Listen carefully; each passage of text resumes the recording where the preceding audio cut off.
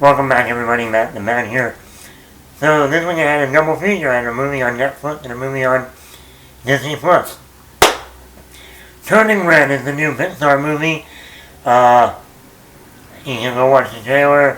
Little girl has emotions. She turns into a bright red panda.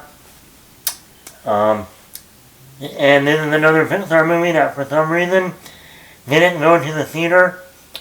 We don't know why. I don't know why. You don't know why. Nobody knows why Disney is deciding to put their Pixar films only on streaming. Pixar, one of the biggest money makers in Hollywood. One of the studios that gives us quality after quality after quality movie. And Disney is giving them the middle finger. And saying, no, we're just going to put your movie on streaming. Doesn't matter if your movies make close to $1 million each. We're just going to put your movie on streaming. They did it with Soul, which is understandable. That was still during the pandemic. They did it with Luca last summer, which that was still early in the summer, so there still weren't that many movies out, but there was still enough. They put Black Widow out in theaters, so, and now Turning Red, which I really don't know why they didn't drop this in the theater. Spider-Man made $1 million. Uncharted has made money. Batman is making a lot of money. Movies are coming out every week. So why are you not putting this movie in a theater? I don't know. I really hope that before June we don't hear that the movie Lightyear, about the real Buzz Lightyear, hits streaming. Because right now it's still for theaters. So keep our fingers crossed that Lightyear goes to theaters. Well, let's get into it. Turning Red. Number one, this movie has, once again, great animation. The animation looks great. Really well animated. The colors, the colorful, bright. Number two, it's funny. There is a lot of humor in this movie. Really enjoyed that. This set in the year 2002, which I really do remember that year. Specifically, it was in May. They set the movie in May 2002, and the first thing when I saw what year it's taking place, I thought of, oh, this is the year I was in middle school. I was still like Backstreet Boys, in sync. So when these little girls wanted to go see a boy band concert called Four Town, it reminded me of the Backstreet Boys back in the day. Also reminded me of the year 2002, the month May, when the first Spider-Man movie, Tobey Maguire movie, came out in theaters. I was in middle school, wrapping up middle school, first year of middle school. Just got back from our Disney cruise for spring break. But anyway, positives. Like I said, animation, humor. Like with all Pixar movies, there's always a theme that can deal with adults and children.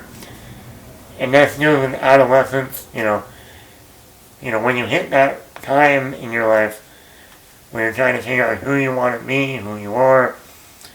Your parents want you to be somebody, you want to be somebody else. So I got that in the movie. Even though I did think the whole, and I'm going to go, one thing that I couldn't believe they went with this in the movie, but the whole, the girl is on her period metaphor, turning red, I was like, oh, we're going there. The mom giving tampons to her daughter, even bringing them to school. I'm like, oh, we're going there. And this is what I say. I am so glad I'm not a parent right now. Because to explain that to my child would be like, Pixar, I like your adult themes in your movies, but this is one you went a little too far. Just a little bit. I mean, The movie is titled Turning Red. So, can't make that shit up. There was a moment I was watching this movie, and I thought about the movie The Departed. When Leonardo DiCaprio's at the bar, he orders cranberry juice, and the guy says, who works with Jack Nicholson, Frank, what are you, on your period? That's the thing that was going through my mind watching this Pixar movie. Thank you, Pixar. That's exactly what I want to think about when watching one of your movies. But anyway, animation good, humor. This movie's only 89 minutes, so it flies by. I mean, before you know it, it's over. And so, my main gripes with this movie, number one, the first 10 minutes, the girl, the main character in the movie, was so annoying that I literally said to myself, if this movie doesn't take a complete 180 on a tone or on this character, I'm going to turn this movie off. I mean, I cannot watch a 90-minute movie of this little girl being so hyper and so that I'm gonna lose my mind.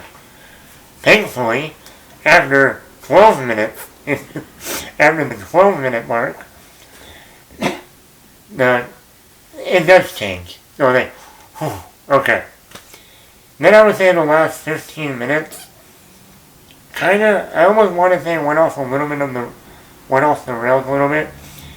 It actually reminded me of another Pixar movie, Brave, that came out in 2012, where it deals with the mother and the daughter having issues. You know, the mother being so overbearing and wanting one thing for her daughter wants to need something else. The daughter turns into a bear, or the mother turns into a bear.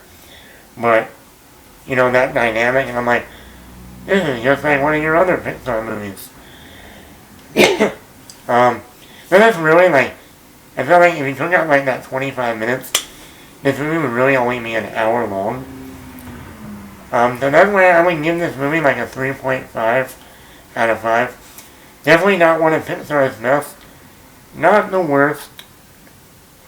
But this isn't a movie I would go back and watch over and over, like The Incredibles or any of the Toy Story movies, or Monsters Inc., or Inside Out, or Finding Nemo. So this is definitely, for me, I even like Luca, last year's movie, Pixar film, better than this. So like I said, 3.5 out of 5 from Matt the Mad here. Hey, if you're a Pixar fan, watch it. Why not? 89 minutes of your time. You can sit and watch it while you're eating dinner, or eating lunch or whatever, or getting home from work and just want to pop something on for a little bit. Why not?